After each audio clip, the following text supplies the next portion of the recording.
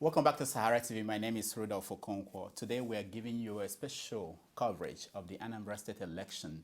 We've been getting some results to you on things that are going on there. So far, people are reporting that in many places there are a lot of electoral issues. And we spoke to INEC official already. We spoke to El Rufai, who was detained in his hotel room in Anambra State. And we are trying to get the candidates to join us, and some of them are very, very busy, but we keep trying, and we will get them as soon as we have them. But now, we have a special guest. His name is Dr. Benjamin Nwosu. He's an associate professor of pediatrics at the University of Massachusetts Medical School. Dr. Nwosu, welcome to SaharaTV. Thank you so much. Glad to be here. Now, Doctor, you are from Anambra State, and I believe that you've been paying attention to what is going on in the state. What is your read about how this election has been going? First of all, I want to thank SaharaTV for inviting me to share a few words with the public. And in my comments, I will start by saying that I extend my condolences to the people who died in UK in the unfortunate event that resulted from the flirtation with between the Catholic priests and the politicians.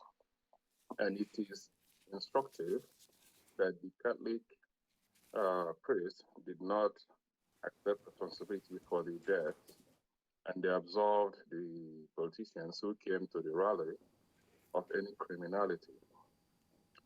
I think in a civilized setting, people will be asking the Catholic priests to provide more information about the deaths in UK.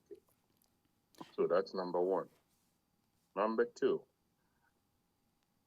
overall, I think the campaigning and the run-up events towards the election have been mostly without much casualties. As we know, in our area, you may have a lot of deaths running up to the election. So I think the politicians are better in that regard. Having said that, there are reports of open canvassing for votes at the various electoral centers. People being offered 1,000 naira to vote for a candidate of the person's, whoever is campaigning. And actually, I understand that they brought food, okay? They brought cooked meals, and we're offering voters meals before they enter the voting station. So, That's interesting. Now, let me ask you, what about the manifesto? Were you able to get any sense of what the candidates are planning to do if they win based on their campaigning? and that is actually so instructive. The manifesto of the first elections in Nigeria has been recycled over the decades. It is the same. All you hear is, I will provide water, and then I will provide more electric power, build roads, and build more schools. So there's no substance to it. It's just a list that is recycled every 4 years. But what is really at stake for people in that state, in Anambra State? What is at stake? I know you are from Anambra State. What do you think is at stake in this election? What is at stake now is that Anambra State has to live up to its destiny. Anambra State is not any other state. Anambra State has produced some of the most accomplished people in the world in all dimensions. So, what is at stake for people of Anambra State is that we have to raise the bar. The politicians have to set the bar so high that any child who is going to school in Anambra State, who has the brains to excel in his or her studies should go as far as he or she wants to go. And then we have to bring to Anambra State the necessary infrastructure and manpower for actually creating the next revolution in science in Africa, because I think everything is there. It's just that the politicians have not really called upon the will of the people to now accomplish this. It's just like what did here when he said, we are sending a man to the moon. Not because it's easy. We're doing it because it's hard. Yeah. Now, Dr. Nwosu, you said we have to raise the bar. I'm wondering, all these candidates that we have today running for governorship, who do you think is capable? Are you confident that any of them can raise the bar? They have the skills and the talent to do that? What happens mostly in leadership is that it is not always the individual, at least in democracies. It's not only always the individual who accomplishes all these great feats. But what happens is that it is the people around the individual. Now, in a dictatorship, yes, one individual may say, we are going to go to the moon, and he will line people up and keep putting them in the rocket ship until there's no one else left, right?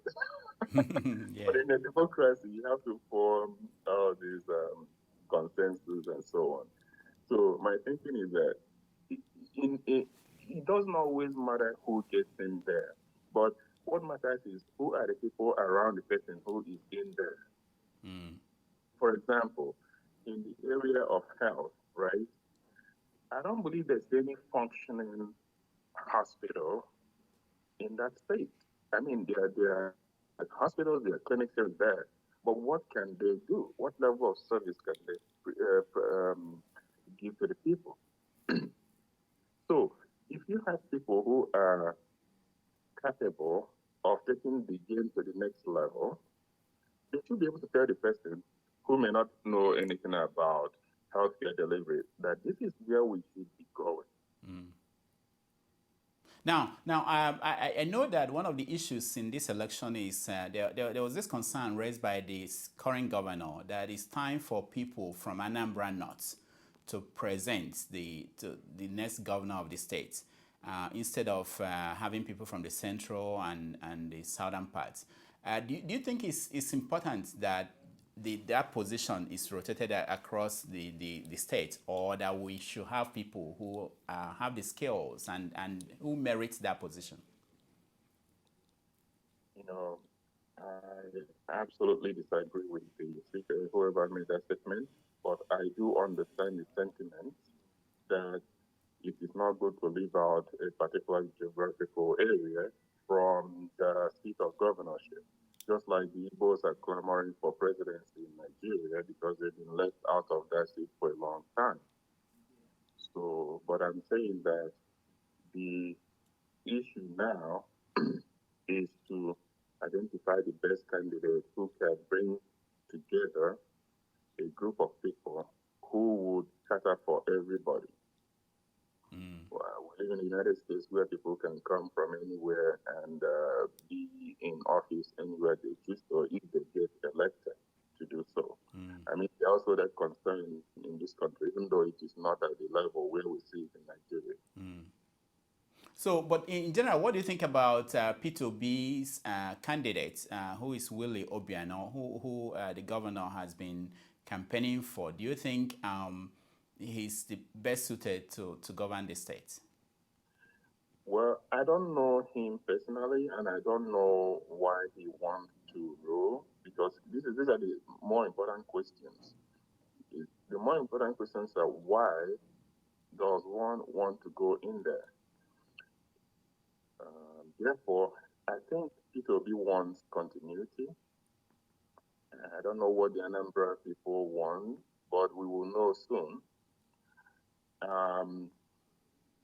Like I said, my hypothesis is that it is not always the individual, but it is the crop of people around the individual that will set the tone. Because the reason I'm saying this is that we've had situations in Anambra State where people wanted to go to become governor just because they want to repay the debt they owe to their godfathers, or money to recoup the money they spent during the campaign, or because they have been basically spent as the Manchurian candidate to go and stabilize the state. So the important thing is why. Now let me ask you, because you are smarter than me, you may be able to help us understand this. President Jonathan came and campaigned for Tony Nwosu, and in his speech he said that people in Anambra State should vote for Tony Nwosu, that's the PDP candidate, because by doing that they will be honoring Dr. Nnamdi Azikiwe. Do you understand what that means? How voting for Nwosu is a kind of honor for Zik? That is nonsense. Where is he drawing the line from? Where does this come into the gate now? This is how politicians play their game. They just look for draw a line, right? They're supposed to go from A to B, but they draw it in a zigzag way until they get to something that is supposed to be, and they say, we're at B now. What he's trying to do is that he's trying to basically rally the forces, the PDP forces, and using Anambra State as his rallying cry. Because if he wins in if his party wins in Anambra State, he can go back and tell his sponsors that he's doing well. So I don't think dragging Zeke into this campaign should in any way confuse anyone. Zeke has nothing to do with PDP. Now, before we go,